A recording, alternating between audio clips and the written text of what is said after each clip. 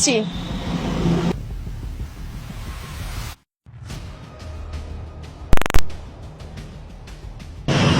এই মেয়েটা তো চুরি করছে। দাঁড়াও 1 মিনিট।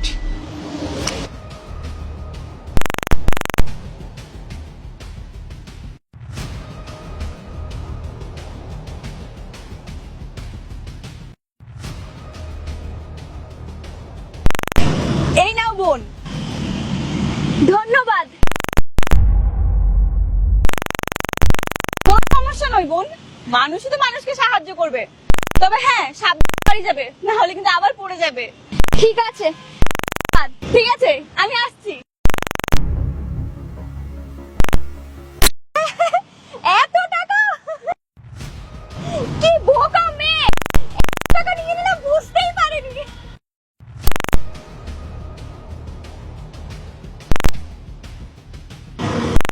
এগুলাই কলকাতার বিল্ডিং এ এসে কাজ করে, তুই এর কাছে এত টাকা থাকবে বুঝতেই পারিনি। যাই হোক, আমার কি, আর অভিনয়টা তো খুব ভালো হয়েছে। শোনো, হ্যাঁ দাদা। কোথায় যাচ্ছো? দাদা, আমি তো গ্রামে যাচ্ছি, তাই বাসটা ধরতে যাচ্ছি। এইখানে কি করতে এসেছিলে? এই পথ দিয়ে তো বাস স্ট্যান্ডে যেতে হয়, আর এখানে একটা বাস ধরতে যাচ্ছি। আমার বোনে গ্রামে ধুম করে ওর বিয়ে দেবো, তাই গ্রামে যাচ্ছি। আচ্ছা, বোনের বিয়েতে যাচ্ছো, তাহলে তো নিশ্চয় অনেক টাকা নিয়ে যাচ্ছো। হ্যাঁ, গত 1 বছর ধরে আমি এই বিল্ডিং এর হেল্পারিং এ কাজ করি। পেট কেটে টাকা সঞ্চয় করেছি বোনের বিয়ে দেবো বলে।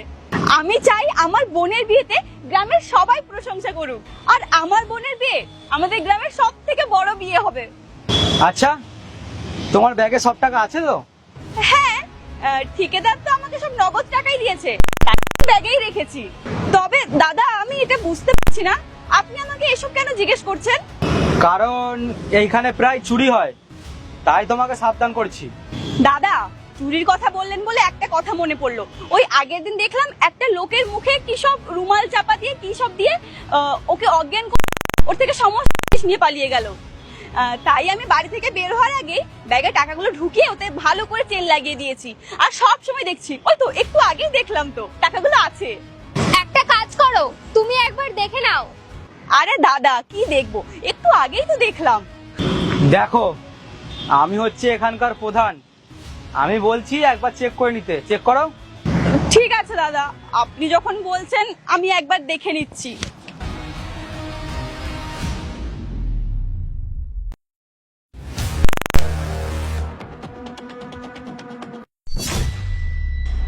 আমার টাকা, আমার টাকা কোথায় গেল? দাদা, আপনি ঠিক বলেছেন, আমার টাকাগুলো চুরি হয়ে গেছে। এখন আমি বোনের বিয়ে কি করে দেব, আর গ্রামের লোকের কাছে কি বা মান সম্মান থাকবে আমার? 1 বছর ধরে আমি টাকাগুলো জমিয়েছিলাম, বিয়ের কার্ডটাও ছাপা হয়ে গেছে। এখন যদি বিয়েটাই না হয়, গ্রামের মানুষদের কাছে তো আমার মান সম্মানটাই থাকবে না। আগে শান্ত হও, এইভাবে রাস্তায় ভেঙে পড়বে না। আমরা তো তোমাকে তখন থেকে সেটাই বলছিলাম, কিন্তু তুমি তো আমাদের কোনো কথাই শুনছিলে না। আমার টাকা সত্যি চুরি হয়ে গেছে। তাহলে কি আপনারা জানেন যে আমার টাকাটা চুরি কে করেছে? আচ্ছা, জানলে সত্যিটা বলে দিন না, আমার টাকাগুলো কে চুরি করেছে? দাঁড়াও, শান্ত হও, তো নাটক করো না। এখানে এইরকমই হয়, একটু আড়াল হবে, চুরি চামারি হয়ে যাবে। টাকা ফেরত চাও? তাহলে চলো আমার সঙ্গে। দয়া করে আমার টাকাগুলো ফিরিয়ে দিন। টাকাটা না থাকলে আমি আমার বোনের বিয়ে দিতে পারবো না, সমাজে আমাদের সমস্ত মান সম্মান নষ্ট হয়ে যাবে। আমি আপনাদের কাছে হাত জোড় করে বলছি, আমার টাকাটা প্লিজ ফিরিয়ে দিন। আরে দাঁড়াও দাঁড়াও, এত কান্নাকাটি করো না। তোমার বাস কটায়? 2:30-এর সময়। এখনো 1.5-2 ঘন্টা বাকি আছে। চলো, তোমার টাকা আমি ফিরিয়ে দিচ্ছি, গাড়িতে আসো। কোয়েল, তুমি একটু এই ইয়েতে থাকো, মলে যাও, আমি আসছি, ঠিক আছে? চলো।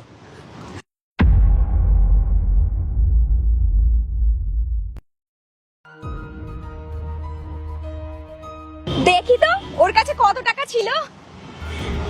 ও, এত টাকা! এখানে তো 2-3 লাখ টাকার বেশি হবে। ওই ভিখারির কাছে এত টাকা কি করছিল? এই টাকা নিয়ে তো আমার 1-2 মাসের বেশি ভালোভাবে চলে যাবে। একটা কাজ করব, একটা আইফোন কিনবো আর মলে গিয়ে ব্র্যান্ডেড জামা কাপড় কিনবো। এই হিসাবে আমার কত টাকা হলো? কি বলছেন? এই টাকাগুলো আমার টাকা। তোমার টাকা? তুমি তো চুরি করে নিয়ে পালাচ্ছ আর বলছো তোমার টাকা। কি? আমি চোর? আমার মুখে কি লেখা আছে আমি চোর? রাস্তা যে কোনো মেয়েকে দেখেই কি বলে দেবে চোর? যাও এখান থেকে। তাই নাকি? আচ্ছা দাঁড়াও, এই দেখো, এই ভিডিওটা দেখো। বুঝতে পারছো? এটা নিয়ে যাবো পুলিশের কাছে। হ্যাঁ, তোমাকে পুলিশের হাতে দেবো। সত্যি করে বলো, এগুলো কেন করেছো? কবে থেকে হিসাব করো? সত্যি করে বলো, এই টাকাগুলো কার? ওর টাকা। তাহলে ওর টাকা ওকে ফেরত দাও।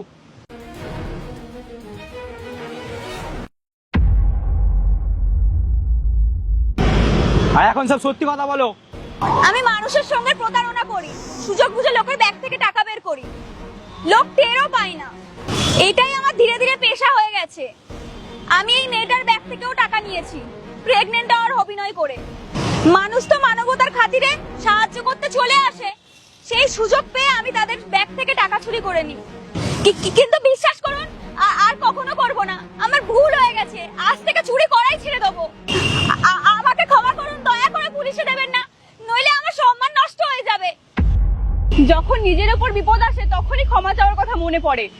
দাদা যখন বলল পুলিশের কাছে অভিযোগ করবে, তখনই আপনি ক্ষমা চাইছেন। বোন, আমার দোষটা কি ছিল? আমি তো শুধু তোমাকে সাহায্য করেছিলাম, আর তুমি সেই ফাঁকে আমার ব্যাগ থেকে টাকাটা চুরি করে নিলে। তুমি গর্ভবতী হওয়ার নাটক করেছিলে। সত্যি তোমার এই ব্যবহারের জন্য আজকে মানুষের উপর থেকে বিশ্বাসটাই উঠে গেল। এখন আমি মানুষকে সাহায্য করার আগে 100 বার ভাববো।